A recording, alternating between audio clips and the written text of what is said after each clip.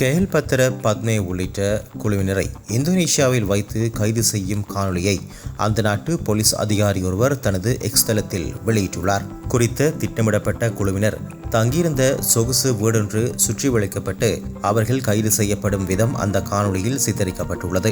இந்த நிலையில் கெஹல்பத்ர பத்மே உள்ளிட்ட குழுவினரை கைது செய்யும் நடவடிக்கையில் ஈடுபட்ட இந்தோனேஷிய போலீஸ் அதிகாரிகளுக்கு பாராட்டு தெரிவிக்கப்பட்டு விருதுகள் வழங்கப்பட்டன. இந்தோனேஷிய போலீஸ் அதிகாரிகளோடு இந்த நடவடிக்கையில் ஈடுபட்ட இலங்கை போலீஸ் அதிகாரிகளுக்கும் பொதுமக்கள் பாதுகாப்பு மற்றும் நாடாளுமன்ற விவகார அமைச்சர் பாராட்டு தெரிவித்துள்ளார். கடந்த 27ஆம் தேதி இந்தோனேஷியாவில் கைது செய்யப்பட்ட இலங்கையைச் சேர்ந்த பாதாள உலக குழு தலைவர்கள் ஐவரும் கடந்த 30ஆம் தேதி நாட்டுக்கு அழைத்து வரப்பட்டார்கள். இதன்போது சந்தேக நபர்களை கைது செய்து நாட்டுக்கு கொண்டு வருவதில் முன்னிலை வகித்த இந்தோனேஷிய போலீஸ் அதிகாரிகளையும் இந்த நடவடிக்கையில் ஈடுபட்ட இலங்கை போலீஸ் அதிகாரிகளையும் கட்டுநாயக்கா விமான நிலையத்தில் வைத்து பொதுமக்கள் பாதுகாப்பு மற்றும் நாடாளுமன்ற விவகார அமைச்சர் ஆனந்த விஜயபால மற்றும் போலீஸ் மா அதிபர் பிரியந்த வீரசூரிய ஆகியோர் வரவேற்றிருந்தார்கள். இந்த காட்சிகளும் குறித்த காணொலியில் இடம்பெற்றுள்ளன.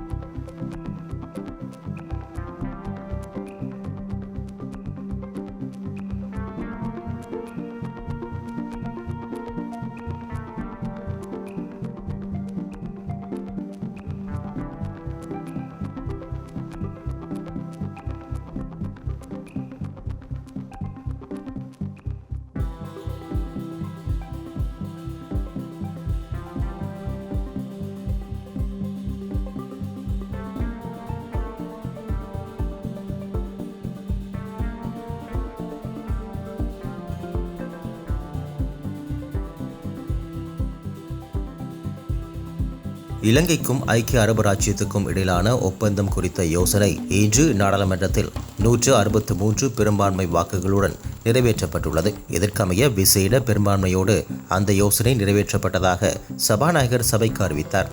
யோசனைக்கு எதிராக எந்த வாக்குகளும் அளிக்கப்படவில்லை என்பதுடன் யாரும் வாக்களிப்பில் இருந்து விலகி இருக்கவும் இல்லை. 17வது ஆசிய கிண்ண தொடர் இன்று அபுதாபியில் ஆரம்பமாக உள்ளது. தொடக்க ஆட்டத்தில் ஆப்கானிஸ்தான் அணி ஹாங்காங்கை எதிர்கொள்ள உள்ளது. 8 அணிகள் பங்கேற்கும் இந்த போட்டிகள் செப்டம்பர் 28ஆம் தேதி வரை நடைபெறும். 2016ஆம் தேதி முதல் ஒருநாள் மற்றும் T20 வடிவங்களில் மாறி மாறி விளையாடப்பட்டு வரும் ஆசிய கிண்ண போட்டிகள் இந்த ஆண்டு T20 வடிவத்தில் விளையாடப்படும். இந்த போட்டி அடுத்த ஆண்டு இந்தியா மற்றும் இலங்கையில் நடைபெறும் ICC ஆடவர் T20 உலக கிண்ணத்திற்கு முக்கியமான ஆயத்தத்தை வழங்குகிறது. செப்டம்பர் 14ஆம் தேதி துபாயில் நடைபெறும் இந்தியா பாகிஸ்தான் மோதலே குழு பிரிவின் முக்கிய போட்டியாக இருக்கும். திட்டமிடப்பட்ட 19 போட்டிகளில் இறுதிப் போட்டி உட்பட 11 போட்டிகள் துபாயில் நடைபெறும். மீதமுள்ள 8 ஆட்டங்கள் அபுதாபியில் நடைபெறும். நடப்பு சாம்பியனான இந்தியா 8 பட்டங்களோடு ஆசிய கிண்ண வரலாற்றில் மிகவும் வெற்றிகரமான அணியாக உள்ளது. இலங்கை 6 வெற்றிகளோடு அடுத்த இடத்திலும், பாகிஸ்தான் 2 வெற்றிகளோடு 3வது இடத்திலும் உள்ளன. குழு ஏயில் இந்தியா, ஓமான், பாகிஸ்தான், ஐக்கிய அரபு ராச்சியம் ஆகிய அணிகள் இடம்பெற்றுள்ளன. குழு பியில் இலங்கை, ஆப்கானிஸ்தான், பங்களாதேஷ், ஹாங்காங் ஆகிய அணிகள் இடம்பெற்றுள்ளன.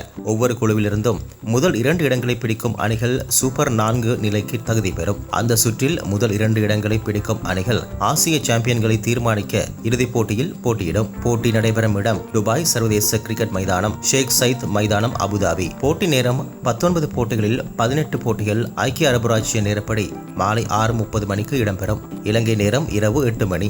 செப்டம்பர் 15ஆம் தேதி அபுதாபியில் நடைபெறும் ஒரு போட்டியான ஐக்கிய அரபு எமிரேட்ஸ் மற்றும் ஓமானுக்கு இடையிலான போட்டி மாலை 4 மணிக்கு இடம்பெறும்.